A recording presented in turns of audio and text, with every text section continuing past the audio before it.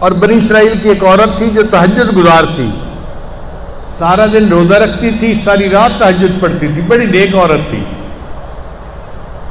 اس کا بھی واقعہ حدیث پاک میں آیا ہے۔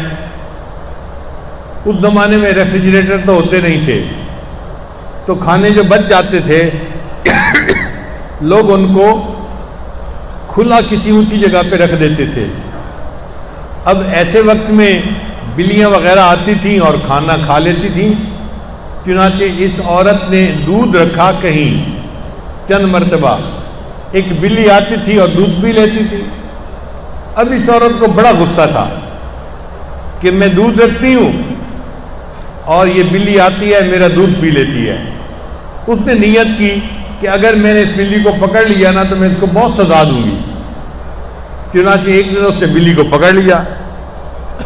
اب بلی کو جب پکڑ لیا تو اس نے اسے پنجرے میں بند کر دیا اور گھر کے سب لوگوں کو منع کر دیا کہ اس کو کچھ نہیں کھانا پینا دینا۔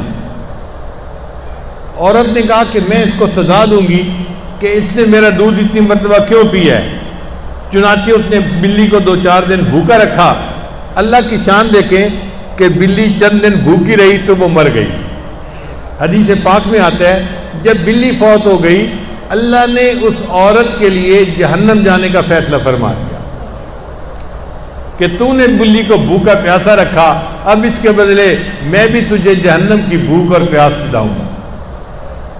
اب اگر ایک تہجد گزار اور روزے دار عورت کو بلی پر ظلم کرنے پہ سزا مل سکتی ہے تو ہم اگر انسانوں پہ ظلم کریں گے تو ہمیں کتنی سزا ملے گی۔ تو اس لیے ہمیں بھی چاہیے کہ ہم